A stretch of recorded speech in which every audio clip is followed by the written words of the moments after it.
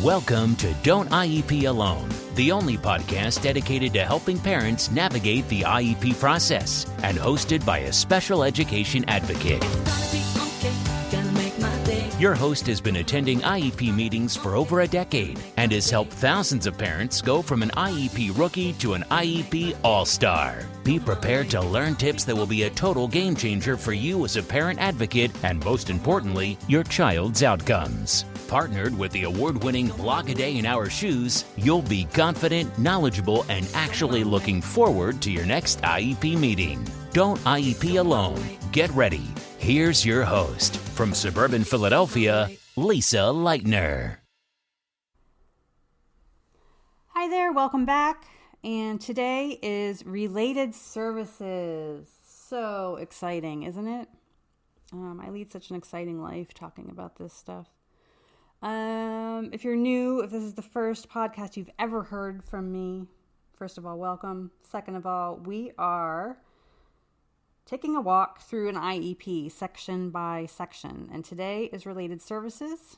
If you look at the list of podcasts, I'm pretty much going in order of both a Pennsylvania, Delaware IEP blank form and the one on the IDEA website. So, today is Related Services, and again, this is another area where I find parents, when they get a draft IEP or a new IEP, they flip to this section right away. What am I going to get? What am I going to get?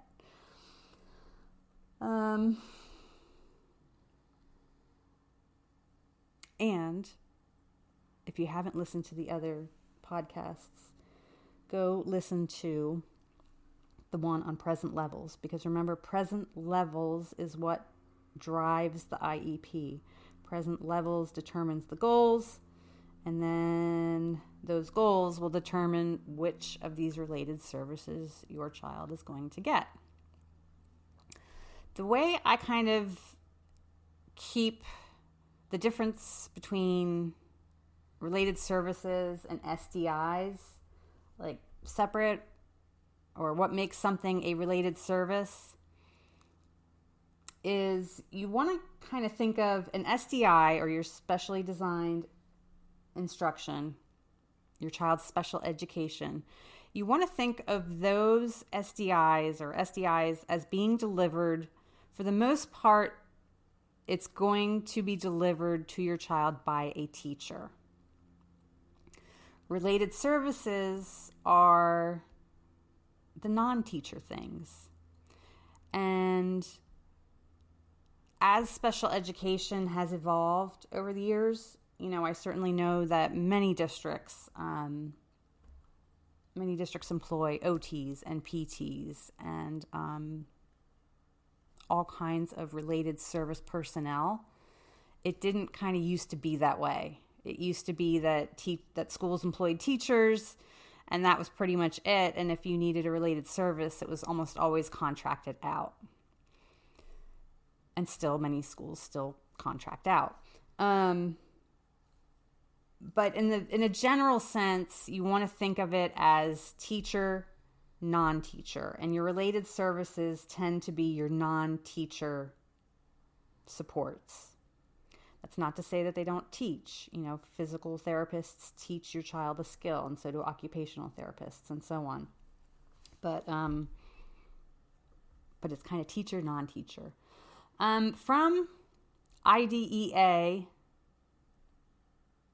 Part B, their very section on related services says it can include speech-language pathology, audiology, interpreting services, psychological services, physical therapy, occupational therapy, therapeutic recreation, early identification and assessment of disabilities in children, counseling services, including rehabilitation counseling, orientation and mobility services, also known as O&M, medical services, nursing services, social work, and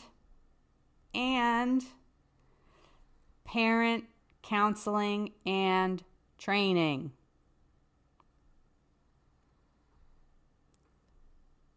Okay? Parent counseling and training. It's on the IDEA. Is it IDEA.gov? sites.ed.gov/IDEA. Okay? It's in IDEA. Parent training. It can also include transportation. Did I miss any? I think that's all of them. Those are the related services. Typically, these services are not going to be provided by a teacher. But parent training is in there. If you need training, you ask for it as a related service.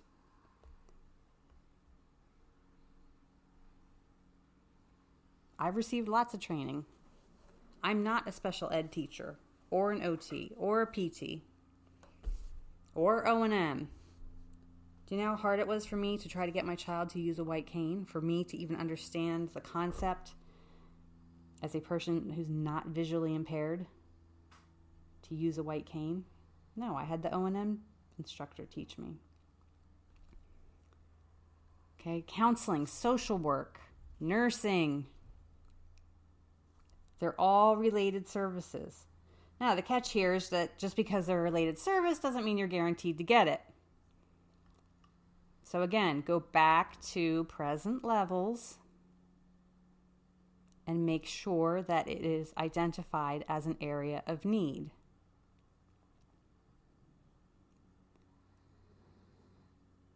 You can put in your parent concerns letter, I am unsure of how to reinforce his behavior plan at home, or I want to be consistent in reinforcing the behavior plan at home and at school so that we're all on the same page. Can I have the BSC or BCBA sit with me?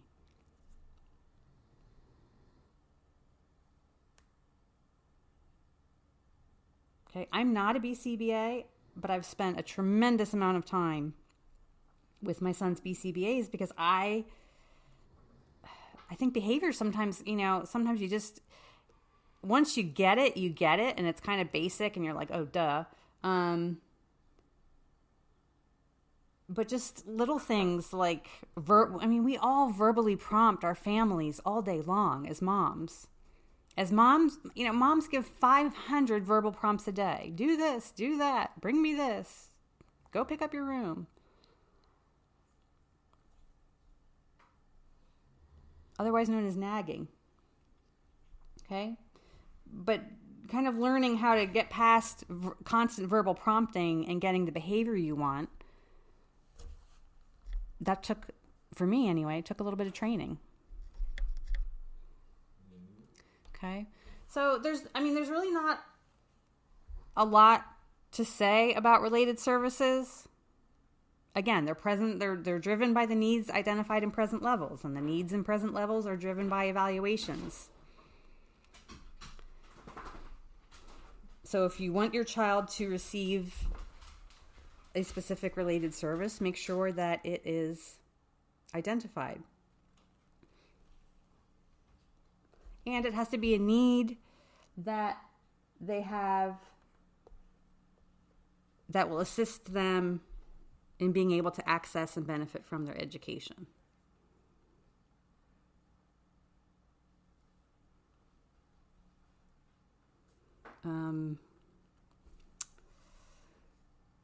Oh, I know. Another one in here. This is another, I don't want to say red flag, but just hey, watch out for this. A lot of these therapies, whether it be speech, OT, PT, that kind of stuff, get it written very specific because you don't want any surprises. Because what happens is that you see something like, 30 minutes of OT per 6-day cycle or per week or however your school district does it. So you get your 30 minutes a week and mom's like, okay, that's cool. But then you come to find out that it's either group when you thought it was going to be individual, or it's being given by, like, it's just reinforcement or practicing skills given by an assistant or a para and not the OT.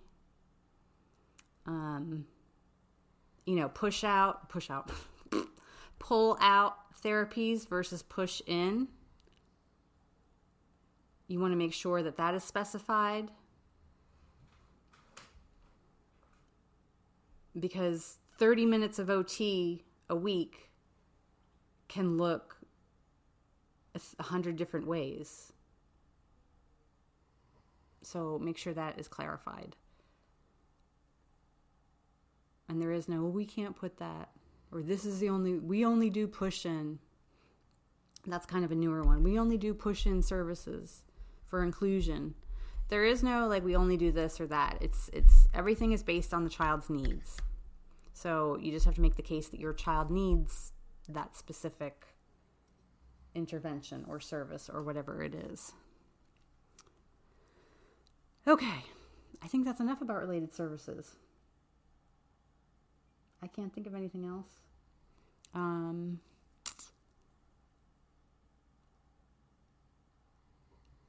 Again, go back and listen to the section on present levels, and also listen to the podcast on Medicaid, because this is one where some districts may ask you to sign off on a Medicaid form to have Medicaid pay for therapists, and you just want to be clear on what you're signing. In my state, I sign it, makes no difference, but in some states, it will limit the services that you can access outside of school. So you just want to be clear on what you're signing before you sign it, like anything. Okay. That's it for related services. Tune in next time for supports for school personnel. Have a great day. Thanks for listening to the Don't IEP Alone podcast. No parent should have to IEP alone. And with A Day in Our Shoes, you don't have to. For more IEP assistance and letter templates, visit adayinourshoes.com. For ongoing assistance and support, follow our Facebook page and group.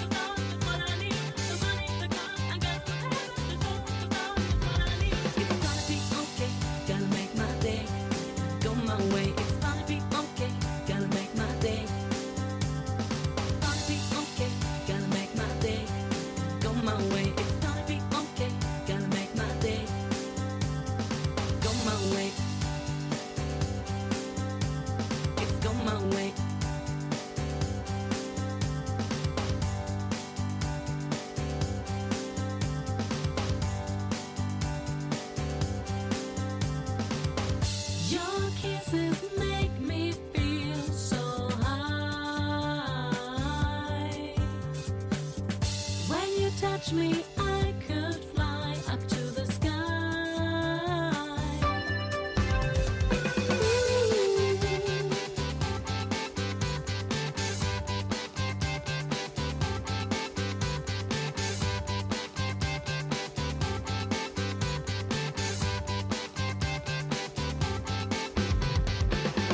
Every day I'm on my road, but today is the day that I meet you, my baby.